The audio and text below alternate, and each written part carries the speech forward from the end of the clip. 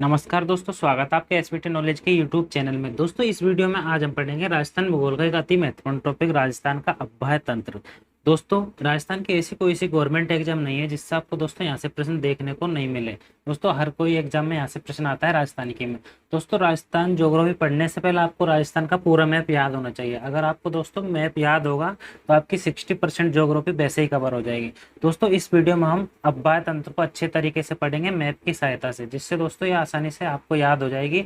और दोस्तों, अगर आप चैनल पर पहली बार आए हैं तो प्लीज़ चैनल को सब्सक्राइब करें और बेल आइकन प्रेस कर लें, ताकि नेक्स्ट आने वाली वीडियो सबसे पहले आपके पास पहुंच सके। आप वीडियो को लाइक करें और शेयर करें। तो दोस्तों, शुरू करते हैं। सबसे पहले राजस्थान का अभ्याय तंत्र। दोस्तों, राजस्थान का अभ्याय तंत्र को 3 भागों में बांटा गया है।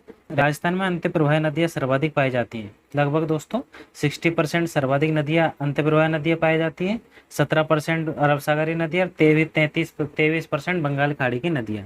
दोस्तों, सर्वाधिक अंतःप्रवाह नदियां पाने का कारण क्या है दोस्तों? कि यहाँ पर मरुस्थल का विस्तार सर्वाधिक है। इस कारण दोस्तों यहाँ पर ये अंतःप्रवाह की नदियां सर्वाधिक पाई जाती है। और अरावली को राजस्थान की दोस्तों जल विभाजक रेखा कहते हैं। ये भी एक कारण है दोस्तों जिस कारण वर्षा यहाँ पर नहीं होती है। दोस्तों, ये बंगाल खाड़ी और अरब सागर को अलग अलग बांट देती है। कौन? अरावली की राजस्थान में दोस्तों बीच में स्थिति, मतलब अरावलिक स्थिति, ये राजस्थान के जल विभाजक रेखा को 2 भागों में विभक्त कर देती है। दोस्तों, राजस्थान में सतही जल या नदी का जल देश का लगभग 1.16% है। और भूमिगत जल राजस्थान में देश का लगभग 1.69% इसका भूमिगत जल। दोस्तों, अब एक एक करके इनके बारे में पढ़ते हैं। सबसे पहले अरब सागर की नदियाँ। अरब सागर नदियाँ दोस्तों हम सबसे पहले पढ़ेंगे। इसमें 4 नदियाँ हैं दोस्तों। आपको इस ट्रिक से याद रखना है। सलमाप। दोस्तों, से आपको याद रखना है साबरमती नदी। ले से आपको दोस्तों याद रखना है लूनी नदी। मैं से आपको दोस्तों माही नदी। पे से आपको रखना है पश्चिमी बनास। दोस्तों, ये लूनी और माही ये दोनों बहुत इंपॉर्टेंट, आपके दोनों खास तरीके से दोस्तों जरूर याद रखनी है। दोस्तों, अब मैं आपको बता दूं, लूनी नदी है जो कच्छ के रण में इनका विलुप्त होती है, कच्छ के रण तक जाती है। और माही नदी दोस्तों खंबात की खाड़ी तक। और पश्चिमी बनास भी दोस्तों कच्छ का रण तक। साबरमती दोस्तों खंबात की खाड़ी तक। दोस्तों, आपको कैसे याद रखनी है कि लूनी नदी और पश्चिमी बनास जो कि दोस्तों ऊपर, दोनों नदी से दोस्तों ये ऊपर की तरफ बहती है। इस कारण दोस्तों ये कच्छ के रण में, और जो नीचे है दोस्तों खंबात की खाड़ी में, क्योंकि दोस्तों कच्छ का रण ऊपर का पड़ता है और खंबात की खाड़ी नीचे पड़ता है। तो दोस्तों दक्षिणी राजस्थान में माही नदी और ये साबरमती नदी दोस्तों दक्षिणी राजस्थान के निचले हिस्से में बहती है। और दोस्तों लूनी और पश्चिमी बनास कच्छ के रण में ऊपर की तरफ से निकलती है। दोस्तों ऊपर राजस्थान में ऊपर से बहती है थोड़ी। इस कारण दोस्तों आप इनको आराम से याद रख सकते हो, कच्छ का रण और खंबात की खाड़ी। दोस्तों, सबसे पहले हम पढ़ते हैं दोस्तों मैप के अंदर लूनी नदी। लूनी नदी के बारे में पढ़ते हैं दोस्तों। ये निकलती है दोस्तों नागपाड़ अजमेर से, यहाँ से निकलती है दोस्तों। ये अजमेर है। इसके दोस्तों सबसे पहले हम इसका विस्तार क्षेत्र पढ़ेंगे दोस्तों। इसका अभ्याय क्षेत्र कहाँ तक है। उसके बाद में दोस्तों हम इनकी सहायक नदियाँ पढ़ेंगे। फिर इसके बाद पढ़ेंगे इसके ऊपर कौन कौन से बांध हैं। दोस्तों, सबसे पहले हम पढ़ते हैं इसका उद्गम। उद्गम होता है दोस्तों नागपाड़ अजमेर से इसका उद्गम होता है। और इसका संगम होता है दोस्तों कच्छ के रण गुजरात के अंदर। दोस्तों, इसकी कुल लंबाई है लगभग 495 किलोमीटर। और दोस्तों राजस्थान के अंदर इस नदी की लंबाई है 395 किलोमीटर, जो कि दोस्तों सबसे लंबी नदी है राजस्थान की लूनी नदी। दोस्तों, अब इसका बात करते हैं अभ्याय क्षेत्र। दोस्तों, इसको आपको जिले वाइज क्रम से आपको याद रखने पड़ेंगे। जिस कारण दोस्तों अगर आपको जिले वाइज को याद रखेंगे तो आपको ये याद रखने में आसानी होगी। इसके लिए दोस्तों आपको मैप को याद होना बहुत जरूरी है, क्योंकि अगर आप मैप याद रखेंगे तो आपको ये बहुत ही आसानी से याद हो जाएगी। तो दोस्तों सबसे पहले पढ़ते हैं। यहाँ से दोस्तों इसका उद्गम होता है नागपाड़ अजमेर से। ये यहाँ से निकलकर दोस्तों सीधी पहुंच जाती है। दोस्तों यहाँ से निकलकर थोड़ी ऊपर की तरफ नागौर जिला पड़ता है। दोस्तों यहाँ पर नागौर के अंदर ये एंटर करती है। अजमेर से निकलकर नागौर से जाने के बाद में दोस्तों ये नीचे की तरफ आ जाती है पाली में। यहाँ पर दोस्तों ये पाली में एंटर कर जाती है। फिर पाली के अंदर आने के बाद दोस्तों ये ऊपर जोधपुर में दोस्तों ये विस्तार होने के बाद में फिर ये बाड़मेर में आ जाती है। बाड़मेर से दोस्तों फिर यहाँ पर सीधा जालौर होते हुए कच्छ के रण में निकल जाती है। दोबारा देखो दोस्तों, ये अजमेर के नागपाड़ से निकलती है। अजमेर से आने के बाद दोस्तों नागौर में, फिर पाली से, फिर जोधपुर में, फिर बाड़मेर में, फिर दोस्तों जालौर से होते हुए कच्छ के रण में चले जाते हैं। दोस्तों आप क्रम वाइज इसको याद रखने पड़ेंगे, जिससे दोस्तों आपको आसानी से याद हो जाएगी। जिले मैंने आपको बताती हैं, इसका अभ्याय क्षेत्र आपको क्रम वाइज याद रखना है। इसकी सहायक नदियाँ। दोस्तों सहायक नदियाँ कौन कौन सी है? सबसे पहले दोस्तों पढ़ते हैं दोस्तों ये जोजड़ी नदी। जोजड़ी नदी दोस्तों ये यहाँ से निकलती है। नागौर से। दोस्तों ये नागौर से निकलती है जोजड़ी नदी। ये दोस्तों लूनी नदी की एकमात्र सहायक नदी है जो दोस्तों दाएं तरफ से मिलती है, जिसका दोस्तों इसका उद्गम होता है। और ये ऐसी नदी है दोस्तों, जोजड़ी नदी ऐसी है जिसका उद्गम दोस्तों अरावली की पहाड़ियों से नहीं होता है। एक नदी दोस्तों ये है जोजड़ी, आप इसको ध्यान रखना है। नेक्स्ट नदी आती है दोस्तों ये मीठड़ी नदी, जो दोस्तों इसका उद्गम होता है पाली से, और ये लूनी नदी की सहायक नदी है। इसके बाद में आता है दोस्तों, आप इसको याद रखना, सूकड़ी नदी। दोस्तों मैं आपको सब बाद में ट्रिक बता दूंगा जिससे आप इनकी सहायक नदी है अब बाय क्षेत्र आराम से याद रख सकते हो। सूकड़ी नदी दोस्तों ये भी पाली से निकलती है, ये लूनी में आकर मिल जाती है बाड़मेर के अंदर। नेक्स्ट है दोस्तों ये वाली नदी, जवाई नदी, जिसका दोस्तों इसका उद्गम पाली से होता है, और ये भी दोस्तों बाड़मेर के अंदर लूनी नदी में मिल जाती है। दोस्तों नेक्स्ट नदी आती है ये वाली, ये दोस्तों जवाई नदी, ये है दोस्तों सावी नदी, इसका उद्गम दोस्तों जालौर से होता है, और ये लूनी नदी के अंदर मिल जाती है। इसके अलावा दोस्तों और नदी है जिसकी दोस्तों जैसे कौन सी, लीलणी। एक दोस्तों लीलणी नदी निकलती है यहाँ से, ये भी दोस्तों पाली से निकलती है, सोजत पाली से, और लूनी नदी में आकर मिल जाती है। एक और है दोस्तों सागी नदी। सागी नदी भी दोस्तों इसकी सहायक नदियां हैं, आपको इसको ध्यान रखनी। और दोस्तों आपको एक और नदी देखनी है, खारी। खारी नदी दोस्तों वैसे यहाँ से निकल के जालौर से होते हुए इसमें होकर मिलती है। ये दोस्तों खारी नदी आपको याद रखना सिरोही से मिलती है, सिरोही से निकलकर इसमें मिलती है। इस प्रकार दोस्तों आपके सहायक नदी इसकी याद रखनी है। अगर आप इनको क्रमवाई से याद रखेंगे तो आपको अच्छी तरह आसानी से याद होगी, लेकिन सबसे पहले दोस्तों आपको जिले याद होना जरूरी है। दोस्तों हमने इसको मैप में पढ़ लिया, अब इसके बारे में पढ़ते हैं। लूनी नदी दोस्तों, इसका उद्गम पड़ा हमने नागपाड़ अजमेर से, इनका संगम होता है दोस्तों कच्छकरण गुजरात के अंदर। इसकी कुल लंबाई दोस्तों 495 किलोमीटर और राजस्थान के अंदर 350 किलोमीटर, जो कि दोस्तों ये सबसे लंबी है। इसका अब्बाई क्षेत्र पड़ा दोस्तों हमने अजमेर से, अजमेर से दोस्तों फिर नागौर के अंदर, फिर पाली, फिर जोधपुर, फिर बाड़मेर, फिर जालौर। जालौर से होते हुए दोस्तों कच्छ के रण में इसका संगम हो जाता है, वहां पर ये मिल जाती है जाकर। इसके सहायक नदी है दोस्तों ये, इसकी ट्रिक है, आपको ट्रिक याद रखना है, जिससे दोस्तों आपको ये सब नदी आराम से याद हो जाएगी।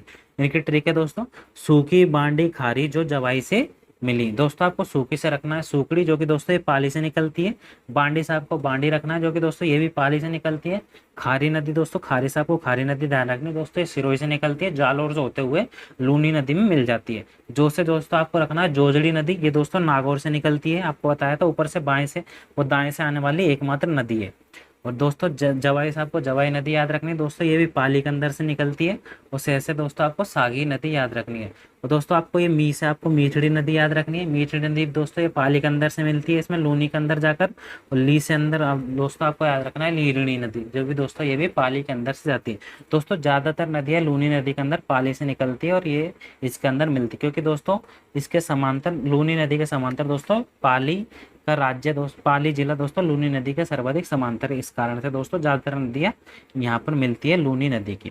और दोस्तों इसके बारे में पढ़ते हैं नेक्स्ट। दोस्तों राजस्थान की कुल अब्बाई क्षेत्र में लूनी नदी का योगदान है दोस्तों लगभग 10.40% इसका योगदान है। राजस्थान के कुल अब्बाई क्षेत्र में लूनी नदी का 10.40% है। और दोस्तों लूनी नदी के कई उपनाम है, जैसे दोस्तों साबरमती, भागवती, आदि मीठेर, आदि खारी। दोस्तों आदि मीठेर, आदि खारी क्यों बोला जाता है? क्योंकि दोस्तों जब लूनी नदी निकलती है यहाँ से अजमेर से लेकर, और दोस्तों बाड़मेर के बालोतर दोस्तों ये जो यहाँ पर पड़ता है यहाँ तक दोस्तों, इसका पानी तो कौन सा रहता है? मीठा। और दोस्तों इसके बाद में आने के बाद में यहाँ पर झील में मिलता है एक पे, और दोस्तों इस झील के अंदर जाने के बाद में इसका पानी यहाँ पे खारा हो जाता है। इस कारण दोस्तों इसको आधी मीठी और आधी खारी बोला जाता है। दोस्तों बाड़मेर के बालोतरा नामक जगह पर ही दोस्तों इसकी बाढ़ आती है बारिश के टाइम पे, क्योंकि दोस्तों ये क्षेत्र पड़ जाता है पहाड़ों से यहाँ से आती है दोस्तों, क्योंकि दोस्तों ये क्षेत्र ऊंचा पड़ जाता है, ये नीचा होता है बालोतरा। इस कारण दोस्तों अगर यहाँ पर बारिश होगी तो दोस्तों इसका बाढ़ यहाँ पर आती है बालोतरा में। दोस्तों इसको आपको याद रखना है, यहाँ से कई बार क्वेश्चन आ चुके हैं। इसको दोस्तों आपको याद रखना है कि लूनी नदी में बारिश आती है तो बाढ़ कौन जगह आती है? दोस्तों इसका आंसर होगा बालोतरा बाड़मेर के अंदर। इसके आगे दोस्तों इसके बारे में पढ़ते हैं। इसको दोस्तों रेल और नाला, दोस्तों लूनी नदी का बाह्य क्षेत्र को रेल और नाड़ा बोला जाता है। जोजड़ी नदी दोस्तों मैं आपको बता चुका हूँ, ये लूनी नदी की दाईं ओर से मिलने वाली एकमात्र नदी है। तो दोस्तों बालोतरा बाड़मेर तक इसका पानी खारा होता है, और दोस्तों बाढ़ के समय में इसके अंदर यहाँ पे दोस्तों बालोतरा के अंदर ही बाढ़ आती है। इस प्रकार दोस्तों हमने लूनी नदी पढ़ ली है। अब दोस्तों इसके बारे में, इसके अलावा अरब सागर की नदियों में दोस्तों इंपॉर्टेंट नदी है दोस्तों एक और माही नदी के बारे में पढ़ते हैं। दोस्तों माही नदी का उद्गम होता है दोस्तों यहाँ से अमरोरू पहाड़ी, विंध्याचल पर्वत, एमपी के अंदर से दोस्तों इसका उद्गम होता है। यहाँ से दोस्तों ये निकलती है, निकलने के बाद में दोस्तों ये प्रवेश करती है बांसवाड़ा। बांसवाड़ा जिले में दोस्तों इस वक्त बाह्य क्षेत्र केवल 2 जिलों में है, बांसवाड़ा और डूंगरपुर में माही नदी का। दोस्तों बांसवाड़ा में प्रवेश करते दोस्तों एक गाँव है खामदू गाँव, वहाँ से ये प्रवेश करती है। प्रवेश करने के बाद में दोस्तों ये थोड़ा सा यहाँ पर दोस्तों ये प्रतापगढ़ की सीमा को लगती हुई इधर से यू टर्न लेती है और दोस्तों डूंगरपुर होते हुए खंबात की खाड़ी में आकर इसका संगम हो जाता है। यहाँ पर दोस्तों ये मिल जाती है। दोस्तों इसका उद्गम पड़े हमने अमरोरू पहाड़ी, विंध्याचल पर्वत और दोस्तों महेंद्रगिरी झील से होकर निकलती है।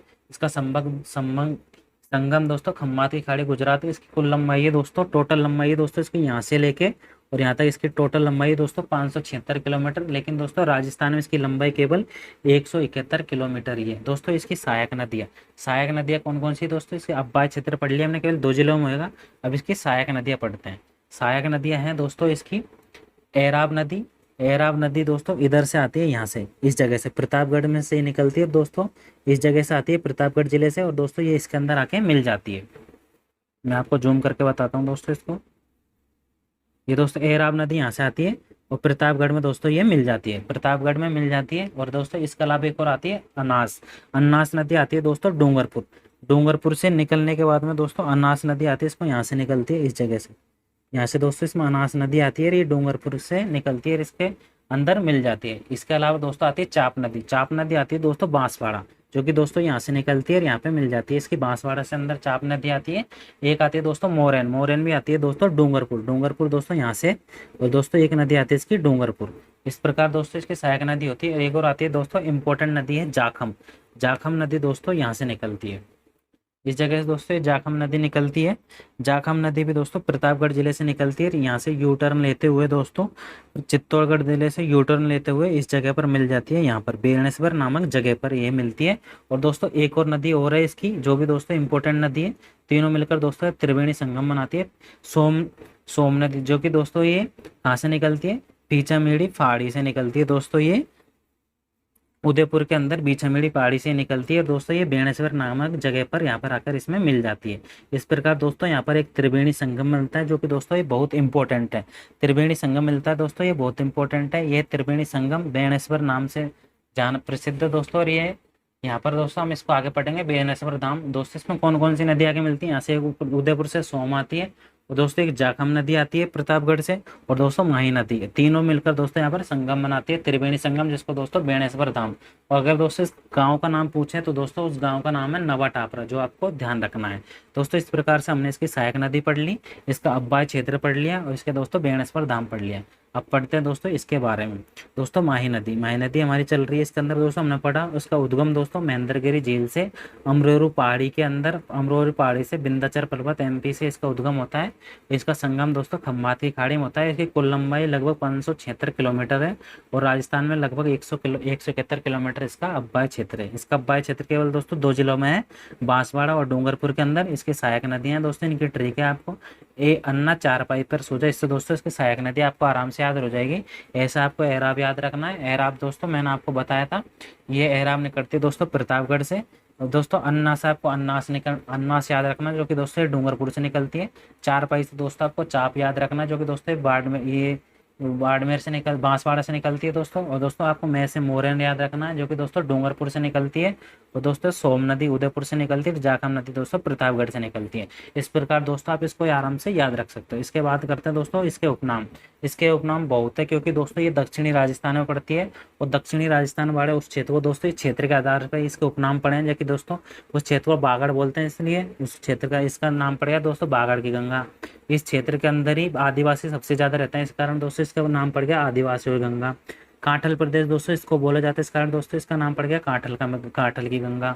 दक्षिणी राजस्थान की स्वर्ण रेखा है, जीवनी रेखा इसको बोला जाता है, क्योंकि दोस्तों इसके अंदर दक्षिणी राजस्थान का अभ्याय, दक्षिणी राजस्थान के जलापूर्ति इस नदी के कारण ही होता है। इसका दोस्तों त्रिवेणी संगम हमने पढ़ा बेणेश्वर धाम नवा टापरा गांव के अंदर, जो कि दोस्तों डूंगरपुर के अंदर, जो कि दोस्तों इसका त्रिवेणी संगम बनाती है। यहाँ पर दोस्तों मेला लगता है, माघ पूर्णिमा को यहाँ पर मेले का आयोजन होता है, जिसके अंदर आदिवासी सबसे ज्यादा आते हैं। इसके अंदर आदिवासियों को कुंभी इसको कहा जाता है दोस्तों। ये बहुत इंपॉर्टेंट है, कई बार एग्जाम में पूछा जा चुका है दोस्तों। इस मेले में सर्वाधिक आने वाली जनजाति है दोस्तों भील जनजाति। और दोस्तों माही नदी की एक और खास बात है दोस्तों, ये कर्क रेखा को 2 बार काटती है। और दोस्तों इसके अलावा दो नदी और हैं जो कि दोस्तों मकर रेखा, एक तो दोस्तों कर्क रेखा को तो अपनी केवल ये माही नदी काटती है, और दोस्तों इसके अलावा मकर रेखा को लिम्पोपो नदी दोस्तों मकर रेखा को काटती है 2 बार, और दोस्तों विस्पत रेखा को कांगो नदी भी 2 बार काटती है। आपकी 2 चीजें ध्यान रख लेना अगर रख सको तो। दोस्तों इसके अलावा इसके अंदर दोस्तों सुजलाम सुफलाम परियोजना चलाई गई थी, जो कि दोस्तों ये माही नदी में सफाई के लिए चलाई गई थी। इसके अलावा दोस्तों राजस्थान की दक्षिण से प्रवेश करके पश्चिम की ओर बहने वाली नदी, हमने देखा था ना दोस्तों, ये यहाँ से इधर से निकलकर ये पश्चिम की ओर बहती है, यहाँ से निकलकर पश्चिम की ओर बहती है, इस कारण दोस्तों ये दक्षिण से प्रवेश करती है और पश्चिम की ओर बहती है। इस प्रकार दोस्तों हमने इसको पढ़ लिया इसमें दोस्तों। अब इसके अलावा नेक्स्ट पढ़ते हैं दोस्तों हम, ये सिरोही नदी जो कि दोस्तों सिरोही से निकलती है, पश्चिमी बनास तीसरी नदी, अरब सागर की ओर बहने वाली दोस्तों ये तीसरी नदी है पश्चिमी बनास। इसका उद्गम दोस्तों सिरोही से होता है, नया सोनभरा गांव के अंदर दोस्तों इसका उद्गम होता है, और इसका संगम दोस्तों लिठल कच्छ गुजरात के अंदर होता है दोस्तों। ये कच्छकरण यहाँ पर है। इसका अब्बाई क्षेत्र केवल दोस्तों सिरोही के अंदर, इसकी सहायक नदियां दोस्तों कुकड़ी और सूकली। आपको इसको ध्यान रखना है, केवल पश्चिमी बनास दोस्तों सिरोही के अंदर से ही निकलती है, और ये और दोस्तों यही एक नदी है जिसका दोस्तों उद्गम तो होता है राजस्थान के अंदर, लेकिन दोस्तों इसका उपयोग ज्यादातर गुजरात के अंदर होता है ज्यादा, इस कारण दोस्तों इसको याद रख लेना। इस प्रकार दोस्तों मैंने पश्चिमी बनास पढ़ लिया, अब इसके बारे में पढ़ते हैं। पश्चिमी बनास दोस्तों इसका उद्गम नया सानवरा सिरोही से होता है, इसका संगम दोस्तों लिटिल कच्छ गुजरात के अंदर होता है, इसका अब्बाई क्षेत्र सिरोही के अंदर है दोस्तों। इसकी सहायक नदियां है कुकड़ी और सूकली। नेक्स्ट नदी आती है दोस्तों साबरमती नदी। साबरमती नदी दोस्तों आपको मैं बताता हूँ, साबरमती नदी निकलती है दोस्तों यहाँ से पटराना, यहाँ से दोस्तों इसका उद्गम है पटराना से दोस्तों ये साबरमती नदी निकलती है। उदयपुर से पटराना से दोस्तों ये साबरमती नदी निकलती है, और दोस्तों ये भी खंबात की खाड़ी में आकर इसका संगम हो जाता है। ये नदी भी दोस्तों इसका उद्गम तो दोस्तों राजस्थान से होता है, लेकिन दोस्तों इसको उपयोग ज्यादातर गुजरात के अंदर होता है। इस प्रकार दोस्तों आप इसको भी याद रख सकते हो। इसके बारे में पढ़ते हैं दोस्तों। पटराना पहाड़ी से दोस्तों इसका उद्गम होता है उदयपुर से, और इसका संगम खंबात की खाड़ी में होता है। इसकी लंबाई दोस्तों 416 किलोमीटर है, लेकिन दोस्तों कुल लंबाई तो इसकी 416 किलोमीटर, लेकिन दोस्तों राजस्थान में केवल 45 किलोमीटर तक ही ये बहती है, और इसका अब्बाई क्षेत्र दोस्तों केवल उदयपुर के अंदर ही है। इस प्रकार दोस्तों अरब सागर की नदियाँ हम पढ़ चुके हैं चारों दोस्तों, हम बहुत ही आसानी से आपको बताया है। लूनी नदी, माही नदी, पश्चिमी बनास और साबरमती नदी। दोस्तों आप ये ट्रिक याद रखना ना, सलमा भी, इससे दोस्तों आपको आसानी से याद हो जाएगी। इस प्रकार दोस्तों हमारी वीडियो यहीं समाप्त होती है। प्लीज़ वीडियो को लाइक करें, शेयर करें और चैनल को सब्सक्राइब करें। थैंक यू दोस्तों, धन्यवाद।